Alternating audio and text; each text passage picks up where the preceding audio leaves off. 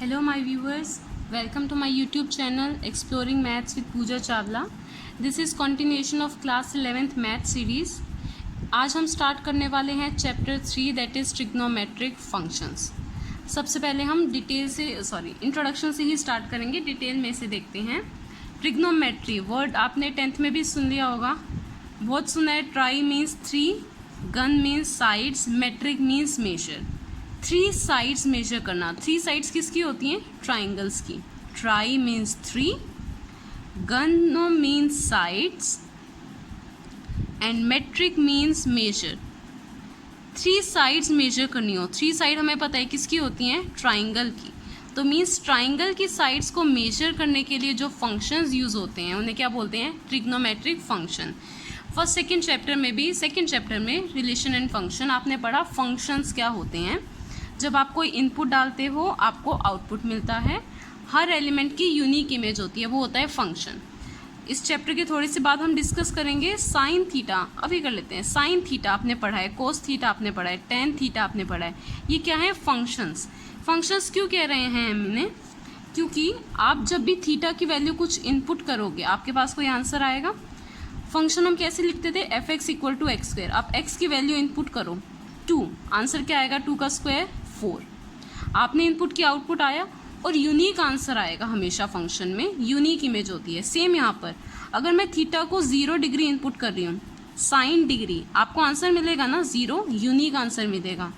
कोस 0 degree, answer मिलेगा 1, unique answer है. Same 10 degree के लिए 10 0 0, आपने कोई वैल्यू इनपुट की, उसके कोरस्पॉन्डिंग आपको आउटपुट मिला और यूनिक आउटपुट मिलेगा.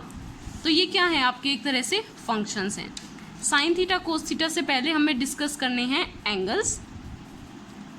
जो आप इनमें एंगल्स पुट करते हैं, क्योंकि जो आप इनमें इनपुट करते हैं साइन थीटा में, वो हमेशा एंगल्स इनपुट करते हैं. 0 डिग्री, 30 डिग्री, 45 डिग्री, 60 डिग्री. तो उसके लिए पहले आपको एंगल्स में को डिटेल में समझना है.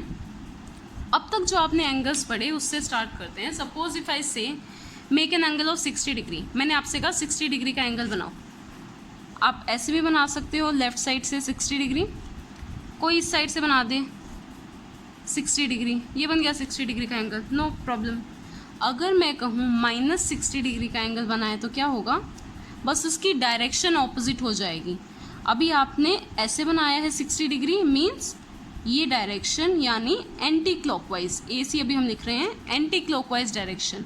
अगर मैं कह रही हूँ -60 का एंगल बनाओ तो हमेशा बनेगा ऑपोजिट डायरेक्शन में, यानी क्लॉकवाइज डायरेक्शन में. ये है क्लॉकवाइज डायरेक्शन, ये होगा -60 डिग्री. ये 60 और ये -60. सपोज मैंने कहा 30 डिग्री बनाओ, आपने 30 डिग्री बनाया ऐसे.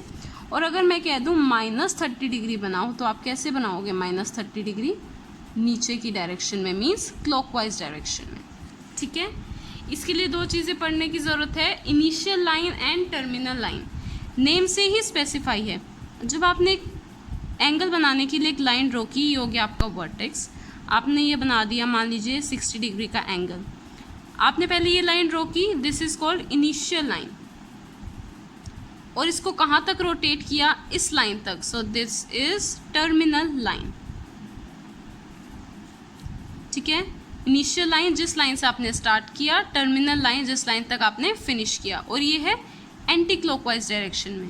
इसमें तो प्रॉब्लम नहीं है ना, एंटी क्लॉकवाइज है ये डायरेक्शन और एंगल हमेशा होंगे पॉजिटिव, एंटी क्लॉकवाइज. और अगर मैं कह रही हूँ नेगेटिव -60 का एंगल, -60 डिग्री, तो इनिशियल लाइन क्या है आपकी? ये initial line and this is your terminal line, जहाँ एंगल फिनिश हुआ. देखिए आपने वैसे D से एंगल बनाए हैं, बट एक्चुअल में एंगल क्या होता है? रोटेशन. कितना रोटेट हुआ? मान लो एक ये लाइन थी सिंपल इतनी, इसे थोड़ा सा ऐसे घुमाकर रोटेट कर दिया गया तो ये एंगल बना -60 डिग्री, क्योंकि इसकी डायरेक्शन क्या हो गई है अब? Opposite direction. आपने और भी एंगल्स पढ़े हैं. Complete angle 360 degree. ठीक है. स्ट्रेट लाइन पे जो एंगल बनता है 180 degree and right angle 90 degree. ये सब आपने पढ़े हैं अब तक. जो आपने अब तक बेसिक पढ़ा है वो क्या है? डिग्री के बारे में, यानी 180 डिग्री, 60 डिग्री, 360 डिग्री. ये सब आपको ना, ये डिग्री का सिंबल हमेशा मिलता था जो आपने अब तक पढ़ा है. इसी को कंटिन्यू करते हुए बस हमें एक चीज़ नहीं पढ़नी है, जो कि है डिग्री को जो हम प्रॉपर मेजर करते हैं ना, डिग्री के 3 कंपोनेंट्स होते हैं। डिग्री के 3 कंपोनेंट्स होते हैं आर, मिनट एंड सेकेंड। ये आपके रियल लाइफ में बहुत यूज़ होते हैं। आपने कोई भी जगह, आपने कोई मैप देखा हो, किसी भी मैप में प्रॉपर जो किसी भी जगह की लोकेशन होती है वो हमेशा आर, मिनट और सेकंड में देते हैं, एग्जैक्ट लोकेशन। अगर आप गूगल मैप पे भी सर्च करो, थोड़ा सेटिंग्स में जाओ, यू विल फाइंड, आपने कोई भी सपोज एरिया ओपन किया, वहाँ की एक पर्टिकुलर लोकेशन, मान लीजिए कोई रेस्टोरेंट भी ओपन किया, उस रेस्टोरेंट का एक पर्टिकुलर आर, मिनट और सेकंड के अकॉर्डिंग प्रॉपर लोकेशन होगी। जैसे XY कोऑर्डिनेट, जो आपके कोऑर्डिनेट सिस्टम होता है, कोई पॉइंट को लोकेट करना है, आप अलग से बताते हो ना 2,4 ये पॉइंट है, यहाँ लोकेटेड है एग्जैक्ट यही पोजीशन पे। अगर मैं कह रही हूँ 3,4 ये एग्जैक्ट लोकेशन है। ऐसे ही आर, मिनट और सेकंड से हमें एग्जैक्ट लोकेशन पता चलती है किसी भी किसी भी प्लेस की। ठीक है, अब इसको देखिए, हम आर को डिनोट करते हैं डिग्री से, मिनट को सिंगल डैश से और सेकंड को डबल डैश से। ये अब तक आपने पढ़ा है 60 डिग्री, यानी वो 60 आर है एक तरह से, और उसमें मिनट और सेकंड 0 हैं। आप ऐसे ही आपने 360 डिग्री पढ़ा, मीन्स वो आर्स में है, 0 मिनट और 0 सेकंड है। अब हमें ये दोनों चीज़ें भी कंसिडर करनी है, पढ़नी है, इनके बारे में समझना है, मिनट और सेकंड के बारे में। बिल्कुल सिंपल है, देखिए आपने ये पढ़ा है 1 r is equal to 60 minute. R के लिए हम क्या लगाते हैं, डिग्री, मिनट के लिए 1 डैश, तो ये हो गया 1 आर 60 मिनट। ठीक है, और 1 डिग्री को हम ऐसे भी रीड कर सकते हैं, 1 डिग्री 60 मिनट। सेकंड आता है आपका 1 minute is equal to 60 seconds. Minute को हम रिप्रेजेंट कर रहे हैं सिंगल डैश से और सेकंड को रिप्रेजेंट कर रहे हैं डबल डैश से। So 1 minute is equal to 60 second. ये दोनों बेसिक जो आपने अब तक पढ़े हैं, बस नोटेशन थोड़ी सी डिफरेंट हो गई है इनकी, नथिंग एल्स। और ये 1 डिग्री होता क्या है, यहाँ देखिए, आपको पता है 1 आवर में यानी 60 मिनट में 60 मिनट में 1 रेवोल्यूशन कंप्लीट होता है। ये क्लॉक है, मान लीजिए अभी 12 o'clock या 3, मान लीजिए 3 o'clock का टाइम है। 1 रोटेशन होगा, 4 o'clock हो जाएगा नेक्स्ट, जो एक रोटेशन के बाद 4 बजेंगे, पूरा एक रोटेशन कंप्लीट हुआ। कितने मिनट हुए, 60 मिनट, यानी 1 आवर। 1 आवर में यानी 60 मिनट में पूरा 1 रोटेशन यानी 360 डिग्री कंप्लीट हो जाता है। 1 आवर में 360 डिग्री कंप्लीट रोटेशन हो जाती है। और यू कैन से 1 डिग्री में क्या होगा, 1/360 रेवोल्यूशन। और ऐसे देखो 1 रेवोल्यूशन यानी जब ये पूरा राउंड कंप्लीट होगा 360 डिग्री हो जाते हैं।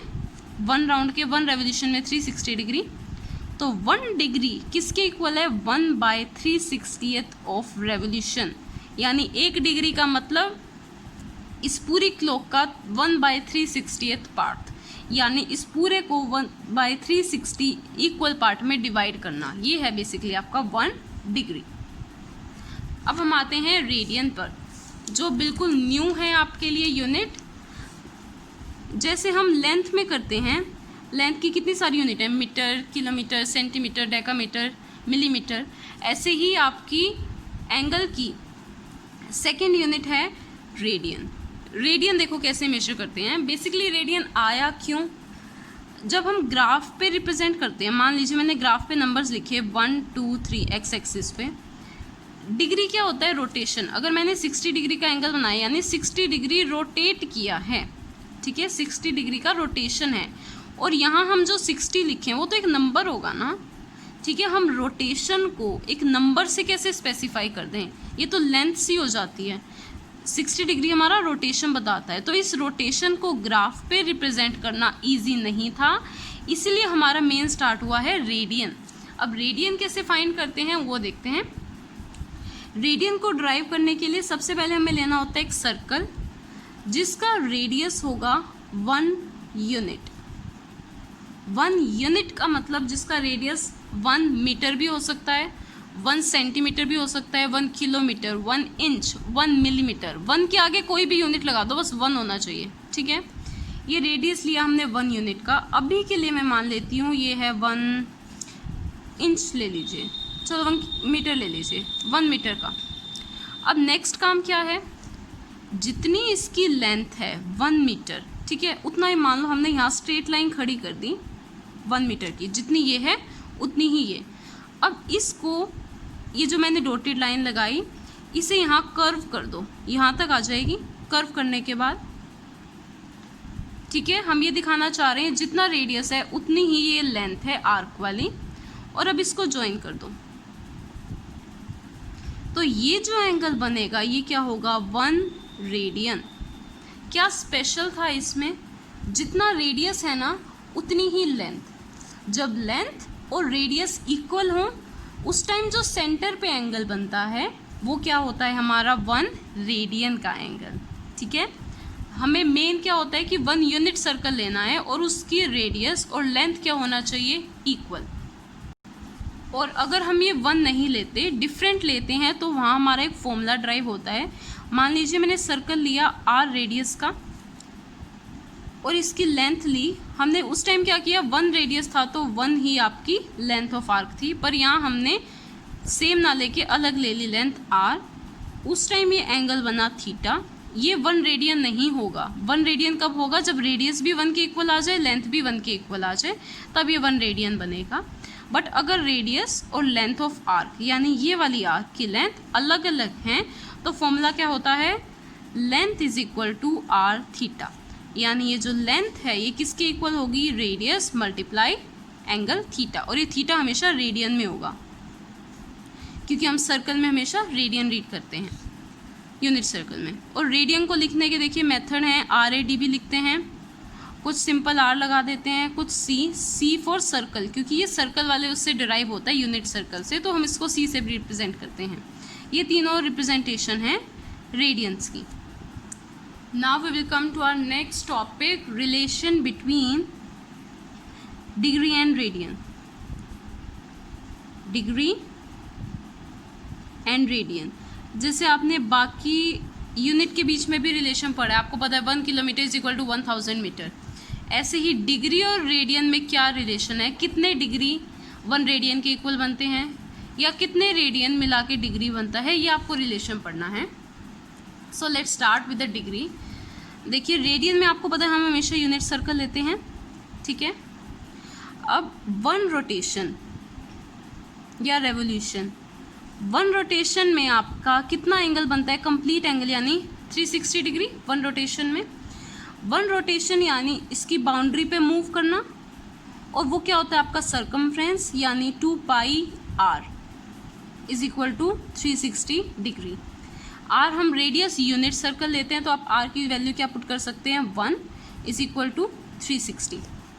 यहाँ से पाई की वैल्यू क्या आ गई, 360 बाय 2, दैट इज 180 डिग्री।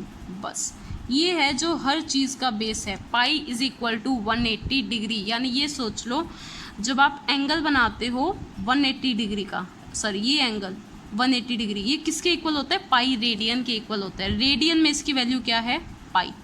अच्छा 90 डिग्री कितने के इक्वल होगा, दोनों को 2 से डिवाइड कर दो, pi by 2 is equal to 180 by 2, यानी 90 डिग्री। यानी 90 डिग्री ये जो राइट एंगल बनता है 90 डिग्री, ये कितने के इक्वल होता है रेडियन में, पाई बाय 2 रेडियन के इक्वल होता है, ठीक है।